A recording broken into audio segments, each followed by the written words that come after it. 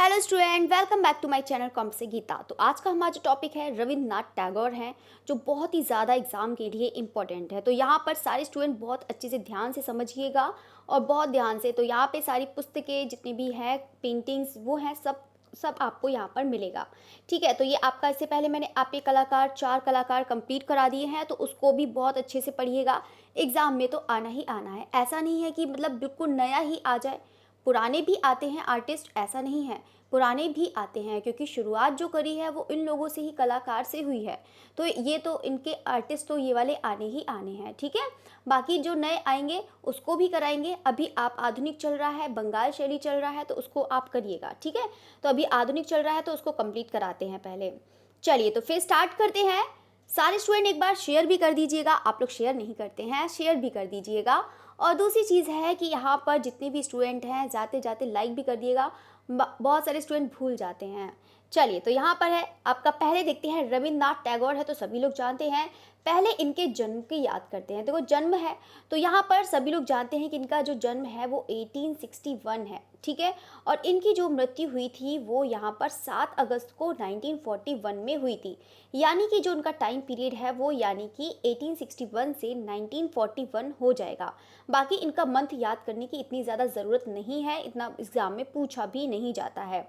बाकी इनका स्थान तो ज़रूर याद रखना, स्थान ज़रूर पूछ लिया जाता है कि कलकत्ता के जोड़ा शांको में इनका जन्म हुआ था। ठीक है, तो बस इतना याद करना है। और बाकी इतना मंथ ये भी नहीं करते हैं। तो 7 मार्च को देखो, ये देखो कितना अच्छा है कि यहाँ मतलब 7 मार्च को यहाँ पे मतलब इनका जन्म हुआ, और 7 मार्च वो 7 कह रही हूँ, 7 अगस्त को ही मतलब 7-7 दोनों, मतलब डेट भी और क्या कहते हैं और डेथ भी। चलिए तो ये चीज़ हो गया है। यहाँ पे जन्म, तो जन्म है 1861, कलकत्ता के जोड़ा सांको, मृत्यु सभी लोग जानते हैं। तो चलिए यहाँ पर देखो ये भी पूछ लिया जाता है, ये भी देखो क्वेश्चन बहुत बार एग्जाम में आता है कि रविंद्रनाथ टैगोर को किस रूप में जानते हैं। तो यानी कि जो उनको प्रसिद्धि मिली थी, कवि, नाटककार, कहानीकार, विचारक, संगीतज्ञ, चित्रकार और इवन दार्शनिक और लेखक और भी थे। ठीक है, तो यानी कि जो ज़्यादा है वो चीज़ मैंने आपको यहाँ पे बता दी है। तो ये चीज़ याद रखिएगा कि ये कवि है, नाटककार भी हैं, कहानीकार, विचारक, संगीतज्ञ, चित्रकार, दार्शनिक और लेखक भी हैं। ठीक है, और यहाँ पर ये भी चीज़ बता देते हैं कि यहाँ पे जो गुरुदेव है, मतलब गुरुदेव के नाम से भी इनको जाना जाता है, R N टैगोर को। ठीक है, चलिए तो अब हम बढ़ते हैं यहाँ पे, जो एशियाटिक सोसाइटी ऑफ बंगाल की स्थापना मतलब कब और किसने विलियम जोन्स के साथ मिलकर की थी। तो यहाँ पर आपने मतलब बताना है आपको कि एशियाटिक, पहले हम बात करते हैं एशियाटिक सोसाइटी ऑफ बंगाल की स्थापना की। तो यहाँ पे पहले हम इसकी बात करते हैं, एशियाटिक सोसाइटी ऑफ बंगाल की स्थापना कब हुई थी। तो कब हुई थी यहाँ पर 1784। ठीक है, यहाँ पे ऐसे करके लिख देती हूँ तो समझ में आएगा कब हुई थी। तो बिल्कुल आपका 1784। ठीक है, इसमें आपकी यहाँ पर जो एशियाटिक सोसाइटी ऑफ बंगाल की स्थापना 1784 में हुई थी। और किसने की थी ये जो मतलब जो स्थापना जो उन्होंने करी थी विलियम जोन्स के साथ मिलकर, वो कौन थे? द्वारिका नाथ ठाकुर थे। अब द्वारिका नाथ ठाकुर है तो इनका R N टैगोर से क्या कनेक्शन है? ये इनके यानी कि पितामह थे। ठीक है, द्वारिका नाथ ठाकुर। ठीक है, ये चीज़ क्लियर हो गया। नेक्स्ट बढ़ते हैं यहाँ पर, शांति निकेतन में एक छोटे से विद्यालय की नींव रखी थी या फिर स्थापना करी थी, मतलब शुरुआत ही करी थी, क्योंकि नींव रखना इसलिए हो क्योंकि यहाँ पर ज़्यादा स्टूडेंट थे भी नहीं, तो मुश्किल से 3 या 4 ही स्टूडेंट थे। तो यहाँ पर है शांति निकेतन में एक छोटे से विद्यालय की एक नींव रखी थी। और वो कब रखी थी? 1901 में रखी थी। किस में रखी थी? 1901 में रखी थी। और अब हम बात करते हैं कि यहाँ पे Indian society of oriental art की स्थापना कब और कब, मतलब कब सहयोग किया। अच्छा, इन्होंने यानी कि R N टैगोर ने जो Indian society of oriental art की स्थापना में कब सहयोग किया था। तो सभी लोग जानते हैं कि यहाँ पर जो स्थापना हुई थी तो वो कब हुई थी? 1907 में हुई थी। ठीक है, किस में हुई थी? 1907 में। तो इनका भी सहयोग था R N टैगोर का। ठीक है, तो बाकी जो ये भी याद रखना, शांति निकेतन में एक छोटे से विद्यालय की नींव जो रखी थी 1901 में, बाकी Indian society of oriental art की जो स्थापना में सहयोग दिया था वो 1907 में। ठीक है, तो ये चीज़ क्लियर हो गया है। चलिए नेक्स्ट बढ़ते हैं, बाकी तो आप सब लोग जानते ही हैं ये सब। चलिए तो ये जो पूछा जाता है क्वेश्चन, मैंने उसी के क्वेश्चन बना लिए हैं कि ताकि आपको ज़्यादा परेशानी ना हो। ठीक है, चलिए, तो यहाँ पे विचित्रा क्लब की स्थापना कब हुई? तो ये तो सभी लोग जानते हैं कि विचित्रा क्लब की जो स्थापना हुई है वो कब हुई है। ठीक है, तो सभी स्टूडेंट बताइएगा। तो यहाँ पर ये तो सभी लोग जानते ही हैं, बहुत अच्छे से याद कर भी कर रखा है। चलिए, तो यहाँ पर ये चीज़ हो गया है। अब हम बात करते हैं कि इन्हें नोबेल पुरस्कार कब मिला था। देखो, इन्हें जो नोबेल पुरस्कार मिला था, नोबेल पुरस्कार तो मिला था, लेकिन 1913 में मिला वो। हाँ, तो 1913 में मिला था पुरस्कार इन्हें, लेकिन इनको यहाँ पर इंग्लैंड के द्वारा इन्हें नाइटहुड का भी सम्मान प्राप्त हुआ था। लेकिन अब यहाँ पे पूछ रहा है कब हुआ था, लेकिन इन्होंने यहाँ पर, चलो पहले इसके बाद बता देते हैं। पहले वो नोबेल पुरस्कार देखो, विचित्रा क्लब 1915 लिख लेना। नोबेल पुरस्कार की बात करते हैं तो ये आपका 1913। अगर हम बात करते हैं नाइटहुड की, तो ठीक है, नाइटहुड की हम बात करते हैं तो इनको जो मिला था सम्मान वो कब मिला था? 1915 में मिला था। ठीक है, मतलब 1915 में मिला था और 1913 में इनको नोबेल पुरस्कार मिला था। ठीक है, तो यहाँ पे हम बात करते हैं कि नाइटहुड यहाँ पर, लेकिन इन्होंने इनकार कर दिया था, इसे लौटा दिया था, क्योंकि 1919 में इन्होंने जलियांवाला बाग हत्याकांड से कुपित होकर इन्होंने इसे लौटा दिया। यानी कि जो नाइटहुड की इनको उपाधि मिली थी, जो सम्मान इनको प्राप्त हुआ था, मतलब 1915 में इन्होंने इनको लौटा दिया था। नोबेल पुरस्कार नहीं लौटा था। बाकी नोबेल पुरस्कार पाने वाले एक प्रथम एशियाई व्यक्ति थे। कहीं नोट में जाके लिख लेना ये वाला, कि 1930 में जब इनको नोबेल पुरस्कार मिला था तो ये नोबेल पुरस्कार पाने वाले एक प्रथम एशियाई व्यक्ति थे। क्या थे? प्रथम एशियाई व्यक्ति थे रविन्द्रनाथ टैगोर। ठीक है, अभी तक मतलब यहाँ पर किसी को भी नहीं मिला था, प्रथम एशियाई व्यक्ति थे। ठीक है, ये चीज़ क्लियर हो गया। नेक्स्ट बढ़ते हैं। यहाँ पर कह रहा है कि शांति निकेतन में कला भवन की स्थापना कब हुई है। अभी इससे पहले तो आपने देखा था कि इन्होंने शांति निकेतन की यहाँ पर एक छोटी सी स्कूल की नींव रखी थी। अब हम बात करते हैं यहाँ पर कि शांति निकेतन में इन्होंने कला भवन की, अब हम बात करते हैं कला भवन की। तो कला भवन की जो इन्होंने स्थापना करी थी वो कब करी थी? 1919 में की थी। ठीक है, तो ये चीज़ याद रखिएगा। अब हम बात करते हैं कि यहाँ पर 1920 में यहाँ पे यूरोप गए और वहाँ पे किस कलाकार से मुलाकात हुई थी, यानी कि किस कलाकार से मिले थे। तो वो कौन से कलाकार थे? Nicholas Roerich. ठीक है, किससे मिले थे? निकोलस रोरिक से। ठीक है, ये चीज़ हो गया। देखो, ये चीज़ आप क्वेश्चन यहाँ से पढ़ लेंगे, इतना है कि आपका एक भी क्वेश्चन नहीं छूटेगा रविन्द्रनाथ टैगोर से। मैंने बहुत अच्छे से करा है कि ताकि आप लोग का एक भी क्वेश्चन ना छूटे। ठीक है, तो यहाँ पर इसको अच्छे से एक बार पढ़ लीजिएगा। ये मत सोचिएगा कि आप लोग का टाइम वेस्ट नहीं, आप लोग का टाइम वेस्ट बिल्कुल नहीं होगा। जितना पढ़ेंगे आपका यहाँ से क्वेश्चन आएगा। अगर यहाँ पर आप लोग कभी 200 क्वेश्चन कर रहे हैं तो आपसे कम से कम इतना है, तो अगर आप डेली यहाँ पर कर रहे हैं क्वेश्चन, एक एक टॉपिक को उठा के कंप्लीट कर रहे हैं, तो ये चीज़ अभी आप यही करिए। ठीक है, चलिए तो नेक्स्ट क्वेश्चन की तरफ बढ़ते हैं। यहाँ पर ये चीज़ हो गया है। हाँ, चलिए, ये चीज़ हो गया है। नेक्स्ट है यहाँ पर विश्व भारती विश्वविद्यालय। यहाँ पर स्थापना कब और कहाँ की? ठीक है, तो यहाँ पर आपको बताना है कि विश्व भारती विश्वविद्यालय की स्थापना भी शांति निकेतन की यहाँ पर 1901 में एक छोटी सी नींव रखी थी। ठीक है, तो यहाँ पर अब बात कर रहे हैं कि यहाँ पे विश्व भारती विश्वविद्यालय की जो स्थापना करी है वो कब और कहाँ करी है। तो ठीक है, तो यहाँ पर आपको बताना है, तो ये तो सभी लोग जानते ही हैं, तो 1921 में की है। ठीक है, और कहाँ पर करी है? तो कहाँ पर करी है इन्होंने? शांति निकेतन में करी है। ठीक है, कहाँ करी है? शांति निकेतन में। ठीक है, ये चीज़ क्लियर हो गया। अब हम बात करते हैं कि इनको चित्रकला का प्रारंभ किसके द्वारा हुआ। यानी कि जो देखो, चित्रकला ऐसा नहीं है कि देखो इन्होंने कोई भी औपचारिक शिक्षा नहीं ली थी, कोई भी।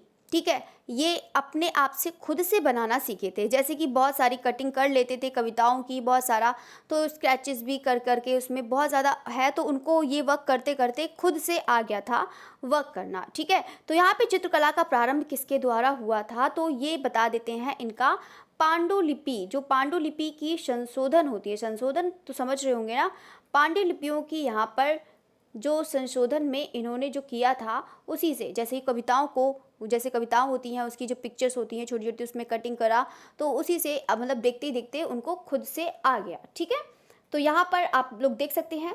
तो यहाँ पर है आपका, ये तो चीज़ हो गया है। R.N. टैगोर की प्रथम प्रदर्शनी कब और कहाँ हुई थी? तो R.N. टैगोर की जो प्रथम प्रदर्शनी हुई थी वो यहाँ पर 1930 में इनकी जो प्रदर्शनी हुई थी वो पेरिस के एक गैलरी में पिगाल में हुई थी। पेरिस गैलरी की एक पिगाल में हुई थी, पेरिस गैलरी पिगाल में, ठीक है, 1930 में, ठीक है। तो ये चीज़ याद रखिएगा। तो यहाँ पर 1930 में यहाँ पे पूरा सही से लिख देती हूँ तो आपको याद रहेगा। ये वाला क्वेश्चन बता रही हूँ आपको, आर एन टैगोर की प्रथम प्रदर्शनी कहाँ, कब और कहाँ, तो 1930 में, और यहाँ पे पेरिस की गैलरी पिगाल, ठीक है। ये चीज़ क्लियर हो गया। बात करते हैं, देखो बहुत सारे स्टूडेंट को मैंने देखा है, कल ही मैं प्रैक्टिस सेट करा रही थी तो थोड़ा सा भी बता रही थी, थोड़ा समझा रही थी, सब लोग को बहुत जल्दी रहती है। आप लोग पता नहीं क्यों जल्दी करते हैं, मैं आप लोग से कह रही हूँ जो पेशेंस बना के रखेगा ना उससे वही जल्दी सक्सेस होता है। ये जल्दी जल्दी भागने वाले ना वो भागते ही रह जाते हैं, तो आप लोग भागिए मत, बाकी आप पेशेंस बना के रखिए, आपका सब हो जाएगा, ठीक है। चलिए, तो चित्रकला का ये हो गया है, प्रथम प्रदर्शनी कब हो गया है, ये भी हो गया है। तो यहाँ पे देखो मैंने नोट में लिख रखा है कि 1932 में इनके चित्रों की प्रदर्शनी, तो यहाँ पे मतलब ये भारत की बात हो रही है, तो मुंबई और कलकत्ता में हुई थी। इसके अलावा यहाँ पे विदेश की अगर हम बात करते हैं तो यहाँ पर इनकी लंदन में, बर्लिन में, डेनमार्क में, न्यूयॉर्क में, इवन इनके यहाँ पर मॉस्को में भी प्रदर्शनी हुई है, ठीक है। तो यहाँ पर आप देख सकते हैं कि इतनी जगह इनकी प्रदर्शनी हो चुकी है। अब हम बात करते हैं यहाँ पे 1946 में, तो 1946 में यहाँ पे यूनेस्को द्वारा आयोजित अंतर्राष्ट्रीय आधुनिक कला प्रदर्शनी में इनके कितने चित्र शामिल हुए थे, तो यहाँ पे इनके हैं, तो यहाँ पर आप देख सकते हैं कि यूनेस्को द्वारा आयोजित अंतर्राष्ट्रीय आधुनिक कला प्रदर्शनी में इनके कितने चित्र शामिल हुए थे, वो कितने चित्र थे, यहाँ पर 4 चित्र भी शामिल हुए हैं। यहाँ पर आपको बस याद करना है कि इनको जो मतलब कौन सा ऐसा कलाकार था जिनको यहाँ पर 1946 में यूनेस्को द्वारा आयोजित अंतर्राष्ट्रीय आधुनिक कला प्रदर्शनी में चित्र शामिल करे गए थे, ये क्वेश्चन है। तो आप तो मैं देखो यहाँ पे तो आर एन टैगोर पढ़ा ही रही हूँ, तो ये तो पता ही होगा कि आर एन टैगोर है, तो मैंने सोचा कि यहाँ पे कम से कम पिक्चर ही पूछ लो कि कितने ही चित्र हैं। तो चलिए, तो यहाँ पर आपके चित्र 4 हो जाएंगे, बाकी तो आर एन टैगोर के हैं। तो यहाँ पे यूनेस्को द्वारा आयोजित अंतर्राष्ट्रीय आधुनिक कला प्रदर्शनी में इनके चित्र शामिल करे गए थे, ठीक है। चलिए, तो यहाँ पर आप बात करते हैं कि यहाँ पर जो आर एन टैगोर हैं भारत के प्रथम अंतर्राष्ट्रीय कला माने जाते हैं, यानी कि एक अंतर्राष्ट्रीय इंटरनेशनल आर्टिस्ट हैं, ठीक है। तो यहाँ पर आप देख सकते हैं कि ये भारत के प्रथम, वो भी प्रथम है, अंतर्राष्ट्रीय कलाकार माने जाते हैं। इवन यहाँ पे भारत का इनको रचनात्मक चित्रकार भी कहा जाता है, ठीक है। इनको क्या कहा जाता है, भारत का रचनात्मक चित्रकार भी कहा जाता है, ठीक है। चलिए, तो अब हम बढ़ते हैं यहाँ पर इनका प्रमुख माध्यम क्या है। देखो ये तो बात करते थे, अगर माध्यम की बात करते, ये तो बिल्कुल कोई भी फूल ले तो उसको बहुत ज़्यादा उसको ऐसे ही सीधे कैनवस पे लगा देते थे, कोई भी चित्र बनाते थे उंगलियां डुबो डुबो कर, मतलब जो भी कलाकारी करते थे ऐसे ही करते थे, ठीक है। मतलब एकदम फ्री होकर, जैसे फाववाद में जैसे करते थे कला, जो मतलब करते थे वैसे ही उसी तरीके से। तो जैसे कि यहाँ पर है इनका प्रमुख माध्यम क्या है, देखो इनका प्रमुख माध्यम, इन्होंने पेन व स्याही में इन्होंने काम किया है, ठीक है। सबसे ज़्यादा इन्होंने जो प्रमुख इनका माध्यम की बात करें तो इन्होंने पेन व स्याही, ठीक है। स्याही कैसे लिखा है, चलिए, तो यहाँ पर पेन व स्याही में हो जाएगा। तो बाकी अगर हम इनकी कृतियों की बात करें, इनकी जो आकृति है वो कैसी बनी थी, तो चलिए हम यहाँ पर उसको भी देखते हैं कि यहाँ पे जो इनकी आकृतियाँ बनी थी वो कैसी थी, भयानकता थी, मतलब डरावनी वाली थी, ठीक है। तो यहाँ पे जो इनके चित्र हैं उनके चित्र में नाटकीयता था और यहाँ पे आकस्मिकता से परिपूर्ण है। चित्रों में यहाँ पे परिप्रेक्ष्य है, यानी कि पर्सपेक्टिव का अभाव था, कमी थी, ठीक है। और यहाँ पर अंधकार की अधिकता थी, जैसे अंधकार है तो यहाँ पे समझ ही रहे होंगे थोड़ी डरावनी ही लगेंगी। तो यहाँ पे बाकी उदासी, भय, क्रोध और आदि की अभिव्यक्ति देखने को मिलती है, ठीक है। इनको ज़्यादा ये चित्र ऐसे नहीं बनाते थे कि जहाँ पे मतलब बहुत ज़्यादा खुशी हो, बहुत ज़्यादा उल्लास हो, बहुत ज़्यादा, ऐसा कुछ भी नहीं है। तो यहाँ पे है इनकी ज़्यादातर चित्र जो बने हैं वो बिल्कुल भयानकता से हैं, डरावनी है बहुत ज़्यादा, और यहाँ पर अंधकार में भी अधिकता है, ठीक है। तो यहाँ पे बाकी इनकी जो परिप्रेक्ष्य है, पर्सपेक्टिव है, जो दूरी है, डिस्टेंस है, उसी में थोड़ी सी कमी है इनके में, और बाकी इनके में नाटकीयता का अभाव देखने को, वो नाटकीयता का मतलब देखने को मिलता है, ठीक है। और यहाँ पर कुछ ये भी देख लेते हैं कि कुछ चेहरे जो हैं ऐसे प्रतीत होते हैं जैसे कथकली व सिंगली राक्षसी, जैसे मुखौटा, आपने देखा होगा ना, मुखौटा मास्क की बात कर रहा है, तो यहाँ पे मुखौटा से मिलते जुलते हैं। तो यहाँ पे कभी कभी पूछ लिया जाता है कि कौन सा ऐसा कलाकार है जिनके यहाँ पे कथकली व सिंगली राक्षसी मुखौटा जैसे मिलते जुलते हैं। तो यहाँ पर आप बता सकते हैं कि यहाँ बिल्कुल मतलब आर एन टैगोर हैं। तो यहाँ पर सबसे ज़्यादा आपको पता है आर्टिस्ट में पेंटिंग्स आपको ज़्यादा नहीं, सबसे ज़्यादा उनके बारे में देखो विशेषताएं से, देखो आर्टिस्ट के कैसे क्वेश्चन बनते हैं आपको मैं बता देती हूँ। विशेषताओं से आपकी कम से कम जो आर्टिस्ट की विशेषताएं हैं, ठीक है, यहाँ से कम आपके 4 क्वेश्चन पूछे जाएंगे, ठीक है, विशेषताओं से। कला शिक्षा की अगर हम बात करते कि कौन से कलाकार की कहाँ शिक्षा है, कम से कम आपके 2 क्वेश्चन ऐसे मिलेंगे। पेंटिंग से कम आपके 10 ऐसे क्वेश्चन मिलेंगे जो आपके पेंटिंग से रिलेटेड हों, ठीक है। तो ये चीज़ आप लोग याद रखना, यही चीज़ आपका है। और यहाँ पे कलाकार की आपकी पेंट ये भी बता देते हैं, कलाकार की पुस्तकें भी आती हैं, ठीक है। तो आपकी पुस्तकें भी ज़रूर याद रखना, कलाकार की जितनी भी पुस्तकें हैं वो ज़रूर याद रखना। कम से कम आपकी 2 पुस्तकें इसमें भी मिल जाएंगी, एक मिलेगी, ज़्यादा नहीं, एक ही मिलेगी। चलिए, तो ये चीज़ हो गया है, क्योंकि एक प्राचीन पुस्तक भी उनको देनी है ना, तो एक प्राचीन पुस्तक भी देंगे। चलिए, तो यहाँ पर है, हम बात करते हैं आरंभ में जानवरों तथा काल्पनिक चित्रों का निर्माण किया। तो यहाँ पर है, यहाँ पे आरंभ में देखो इन्होंने, अच्छा ये रह गया है तभी कह रही हूँ कि एक अंतिम वाला मैंने लिखा था। चलिए, तो यहाँ पर बात करते हैं कि अंतिम समय में, देखो आर.एन. टैगोर जो अंतिम समय में जो कलाकार कर, मतलब जो अंतिम समय में इन्होंने जो कलाकारी है करी है, मतलब दृश्य चित्रों पर कलाकारी करी है, और यहाँ पर मछलियों के चित्र भी बनाए हैं। किसने?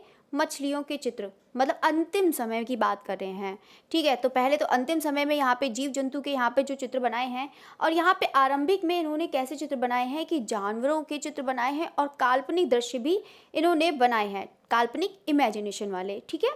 तो ये चीज़ हो गया है। अब हम बढ़ते हैं यहाँ पर डब्ल्यू.जी. आर्चर के अनुसार, डब्ल्यू.जी. आर्चर के अनुसार कला पर कौन से यूरोपीय कलाकार का इन पर प्रभाव पड़ा है, तो आपको बताना है, तो बताइएगा। तो यहाँ पर है, डब्ल्यू.जी. आर्चर के अनुसार इन पर जो कौन से यूरोपीय कलाकार का है, तो वो है पॉल क्ली, ठीक है। तो पॉल क्ली पर इनका भी प्रभाव पड़ा है। चलिए, तो यहाँ पर हो गया है।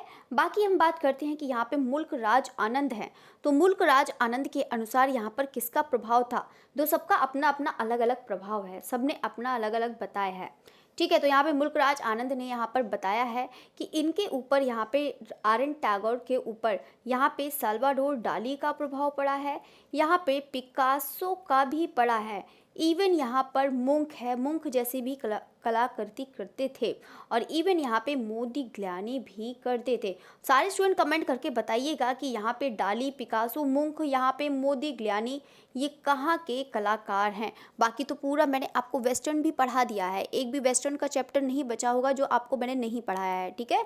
तो यहाँ पर उसको भी याद करिएगा।